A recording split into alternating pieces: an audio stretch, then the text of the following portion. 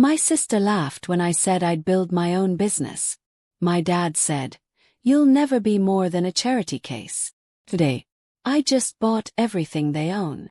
My name is Madeline Rivers. I'm 32 years old, and this is the story of how the girl everyone called a failure became the woman who owned it all. But before I owned anything, I was just the girl they tolerated. I was adopted when I was 3 years old. I don't remember much about my life before the Rivers family, just that I used to cry myself to sleep every night in a big room with a lot of beds. I was small, quiet, and always cold. Then one day, I was taken to a huge house in Aspen, Colorado. It had snow-covered trees, a golden gate, and windows as tall as the ceiling. That was the Rivers' home. Douglas Rivers was my new dad. Margaret Rivers, my new mom. They owned a long chain of fancy eco-resorts called Riverscape Retreats. Everyone in town knew their name. They were rich, powerful, and perfect, at least on the outside. Inside that house it was a different story.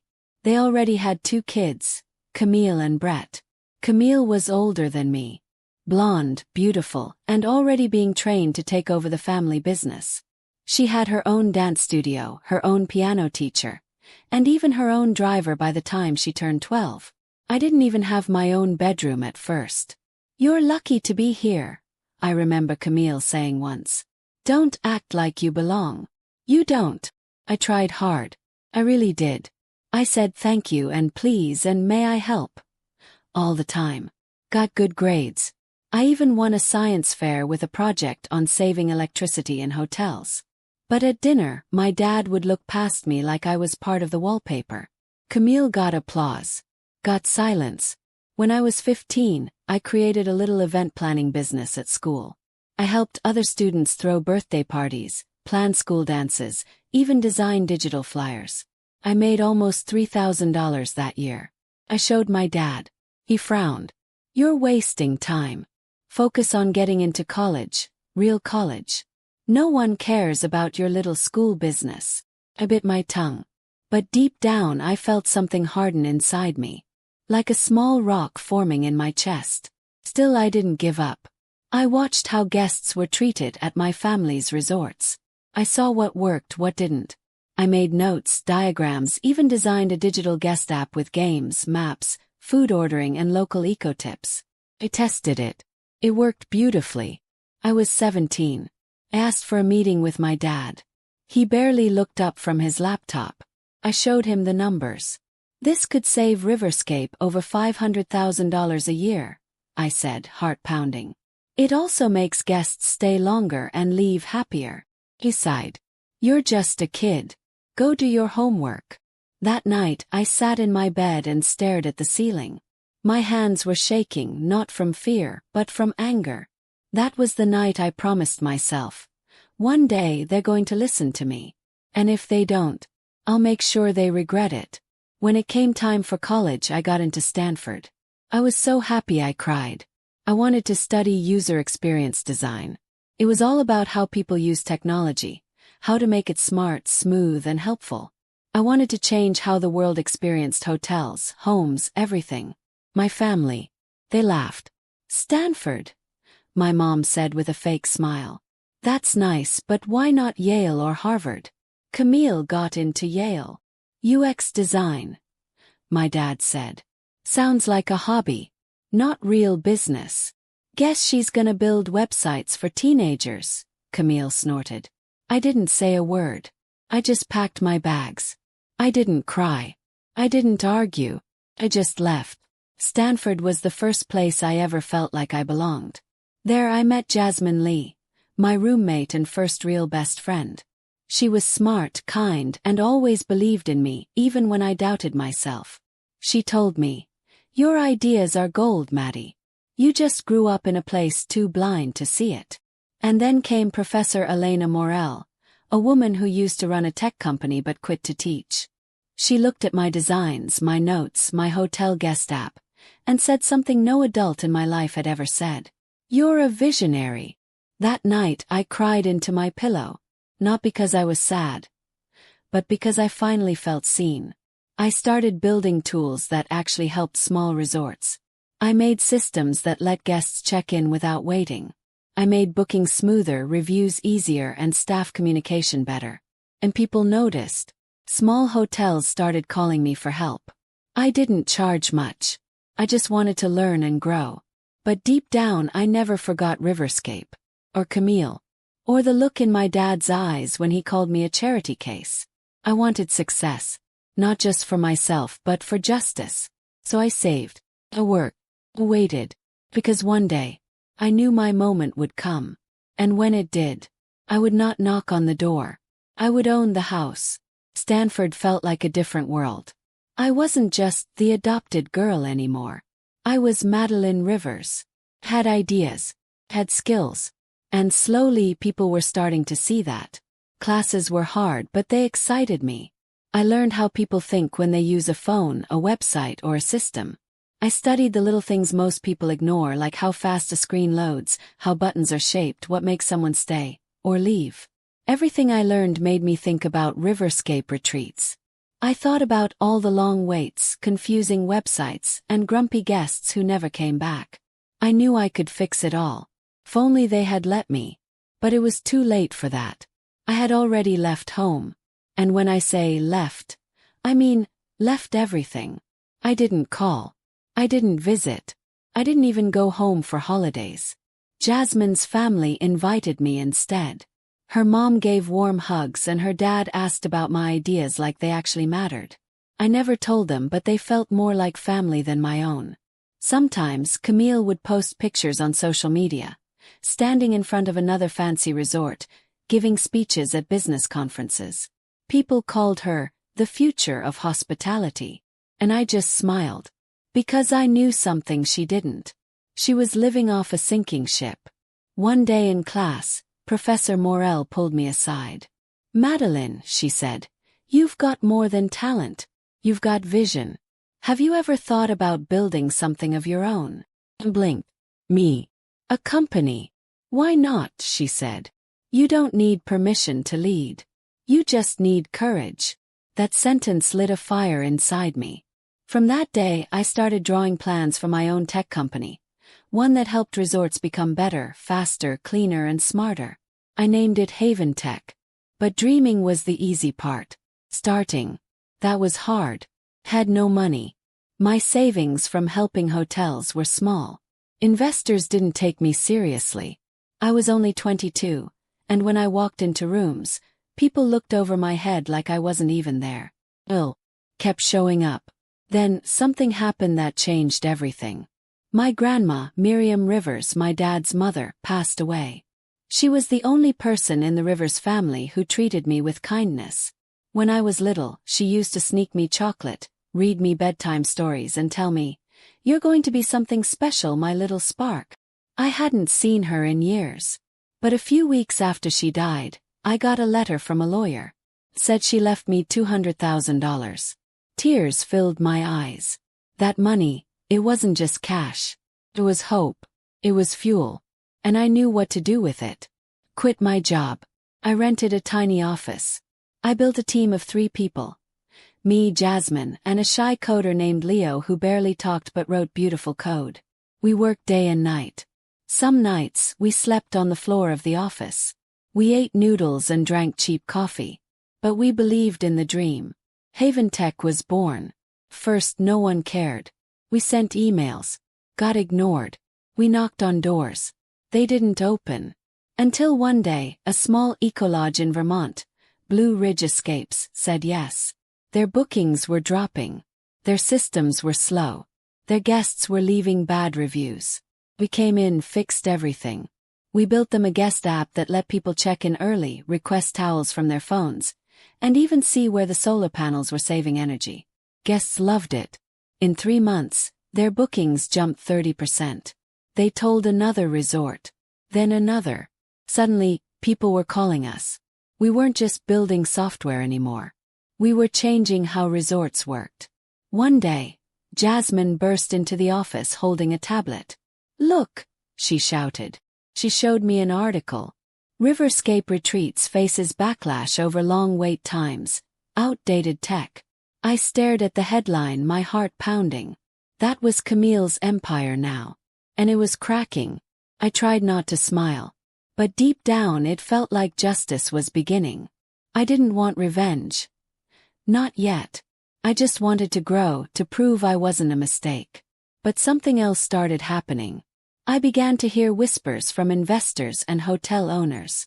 Riverscape's board is nervous. They're losing money. They may need to sell. Those words echoed in my mind. Sell. I didn't react. Not on the outside. But on the inside. A plan started forming. It was risky. It was bold. But it was perfect. If I could wait just a little longer. If I could keep growing Haven Tech, stay hidden in the shadows. If I could buy the right shares. Quietly. I could do more than prove them wrong. I could own everything they built. At night, I looked out my tiny apartment window and whispered to myself. They don't know who I am, but they will. The day I signed the contract with Blue Ridge Escapes, I felt like I could fly. It wasn't a huge deal. It wasn't flashy. But it was real. For the first time someone trusted me, not because of my last name, not because of pity, but because I proved I could solve a problem. Our little team of three, me, Jasmine, and Leo, worked like crazy. We fixed their messy booking system, added simple check-in tools, and designed a fun little app where guests could order food, request extra towels, and even take virtual nature tours. The results came fast. Guests started leaving 5-star reviews. The owner called me one night, nearly in tears. "You saved us," she said. "Whatever you're building, Madeline, it's magic." I couldn't sleep that night. I just lay on the floor of our office, staring at the ceiling, feeling something I hadn't felt in years. Pride. Word spread faster than I imagined. Another small lodge reached out. Then a family-owned resort chain in Oregon. Then a green spa retreat in Arizona. They all had the same problems. Slow systems, frustrated guests, bad reviews. And we had the solution. Soon, Haven Tech wasn't just a small tech startup. It was the tech startup in the eco-hospitality space. We got featured in a travel tech blog. Then in a sustainable business magazine. One morning I opened my inbox and froze. Subject: Interested in partnership. Evergreen Hotels. Evergreen Hotels was a major name. Nothing close to Riverscape, but still massive. I called Jasmine into the room and showed her. She gasped. "They know who we are." Smiled. "They're not the only ones who will." By the time I turned 28, we had grown to a team of 12. We had an actual office with walls, desks, a tiny kitchen, and a whiteboard full of dreams. I still wasn't rich. I still took a small salary and wore the same old coat from college. But I was building something real. And then, one evening everything shifted. I was at a travel expo, walking past the booths, when I saw a familiar name. Riverscape Retreats. Camille was there. She looked exactly the same. Flawless hair, expensive heels, a designer tablet in her hand. She was giving a speech about innovation in hospitality. I stood at the back and listened. She talked about sustainability, guest experience, and technology. But I knew the truth. Riverscape's tech was falling apart. I'd seen the online reviews. Long waits, crash systems, poor service. Everything she said on that stage was a lie wrapped in a pretty bow. After the speech I turned to leave. I didn't want to talk to her. Not yet. But then, someone whispered behind me. "I heard Riverscape's board is panicking. Profits dropped 20% last quarter." My ears perked up. Another voice replied. "They're trying to sell some shares." Quietly. No press. Froze. Shares. The words rang like church bells in my mind. Camille didn't see me. But in that moment I saw everything. That night I sat on the floor of my apartment and opened my laptop. I started digging. It was true. The board of Riverscape Retreats was losing confidence. Their guests were leaving. Their systems were outdated. Investors were nervous. A few had already sold their shares to private buyers. Suddenly, the plan I had once whispered to myself at night didn't feel like a dream. Felt possible. I didn't rush. I wasn't reckless. I knew I had to move like a shadow, unseen, unnoticed. So I spoke to Jasmine and Leo in secret. We're going to start buying Riverscape shares, I said. Jasmine blinked. You want to buy into the company that threw you away? No, I said. I want to own it. Leo smiled quietly, the way he always did when he was proud of something. We formed a separate holding company, a name no one would recognize. Through it, we began buying small blocks of shares whenever they became available. In here, 20 there, 50 from someone desperate to get out. Nobody saw it coming. Not even Camille. Meanwhile, Haven Tech kept rising. We released a new product, Haven Voice, a voice-activated hotel assistant that helped guests book spa treatments, order food and ask questions. All hands-free. It was a hit. Hotels lined up to use it. We were no longer begging for attention. They were calling us. We were helping resorts all over the country, while Riverscape was bleeding from the inside. They tried to update their tech, but it was too late. Their systems were too old. Their leadership too stubborn. And Camille, well, she was good at speeches, not solutions. One night, I opened my laptop and checked the numbers. We had just passed a new milestone. I owned 42% of Riverscape retreats. I sat back in my chair and stared at the screen. It was working. The girl they called a failure, the charity case, was now the biggest shareholder of the family empire. But I wasn't done. Not yet. I wanted 100%. Every last piece. Every brick. Every room. Every smile Camille faked in front of a camera. I wanted it all. And I knew, if I kept moving quietly, if I stayed smart, if I waited just a little longer, it would be mine. And when that day came, I would walk into the same boardroom where they once ignored me. And I would own the table. I knew I had to be careful. The more shares I bought, the closer I came to the truth catching up with me. One wrong move, one careless signature, and the Rivers family would find out what I was doing. So I stayed quiet, calm, focused. I didn't tell anyone outside of my team. Not even Professor Morel. Not the new investors who wanted to take Haven Tech public. Not even the press who wanted interviews. I said no to every magazine cover. No to every podcast. Because I wasn't finished yet. I watched from the shadows as Camille smiled for cameras and waved at hotel expos like everything was fine. But I knew better. The numbers were dropping. Guests were complaining. Old staff were quitting. One of their biggest resorts in Colorado shut down for renovations. But the truth was, they couldn't afford to fix it. One by one, Riverscape investors started to give up. I bought their shares. Each time it was like adding a puzzle piece to a picture no one else could see yet. Until one morning I opened a file and saw it. 84%. I owned 84% of Riverscape retreats. I stared at the number for a long time. My hands were shaking. I had done it quietly, silently, carefully, one share at a time. But even with all that power, I didn't feel proud. I felt something else. Something strange. Like the little girl inside me was still hiding under a blanket, still waiting for someone to clap for her. I kept remembering the day I brought my hotel app to my dad. How he didn't even look at it. How he said I was just a kid, a charity case, a nobody. Why was that voice still in my head? Why did I still care what he thought? Jasmine noticed something was off. You've already won, she said one night as we walked through the office. I shrugged. Not yet. She tilted her head. Madeline, you don't have to prove anything to them anymore. You proved it to the world. I gave a small smile. But not to me. Not yet. We were close to the end.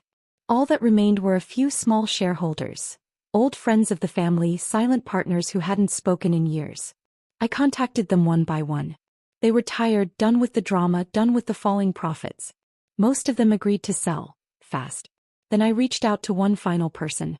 His name was Mr. Benford, a family friend who had owned 3% of Riverscape since before I was adopted. He was old, but quiet. He asked to meet in person. I was nervous, but I said yes. We met at a small cafe in Denver. He wore a gray suit and a green tie. His eyes were sharp and his handshake was strong. I know who you are, he said calmly. I froze. I'm just a private buyer. No, he interrupted, smiling. I remember the quiet little girl who used to sit alone during Christmas dinners. You were never part of the games. But you were always watching. I looked down. My throat felt tight. Why now? He asked. Why come for it? I looked up. Because they told me I was nothing, I said. And I want to own the very thing they said I'd never be part of. He leaned back. Good, he said. Then let me help you finish it. He signed the papers right there. That night I walked into the office holding the final file. Jasmine and Leo were still working. I placed the folder on the table and said the words I'd waited years to say. It's done. I own it. All of it. Jasmine gasped. Leo actually smiled wider than I'd ever seen. We celebrated with cheap pizza and fizzy soda sitting on the office floor like we used to. But my mind was already in another place. The boardroom. Fable. The people who once looked through me like I was glass. It was time. The next morning I called a meeting. A full board session. Urgent. Mandatory. Camille would be there. My dad too. They didn't know who sent the message. They didn't know the name behind the holding company. But they would find out. As I prepared for that meeting, I felt a storm inside me. I wasn't just walking into a room. I was walking into my past. All the memories came back like a flood. The dinners where I was invisible. The birthdays where Camille got diamonds and I got a second-hand book. The speeches my dad gave about real success, while I sat in the corner with ideas in my notebook. But this time I wasn't a shadow. I was the one holding the keys. I didn't wear anything fancy. Just a simple black dress and a silver necklace my grandma had given me before she died. I walked into the Riverscape building, the one with tall glass windows and a fountain shaped like a tree. I used to walk past it as a child, never invited in. Now I had the master key. I stepped into the elevator, pressed the top floor and took a deep breath. I wasn't scared. I was ready. When the doors opened, I stepped into the boardroom. Camille was already there, standing by the window, smiling at the men around the table. She turned, expecting another investor or partner. Her smile froze. My dad stood slowly. His hair was grayer, his face tired. What are you doing here? He asked, confused. I walked to the head of the table, opened my briefcase and pulled out the stack of documents. I placed them gently on the polished wood. I'm here, I said softly, because I own this now. The room went silent. Camille's face turned pale. My dad blinked. I sat down at the head of the table.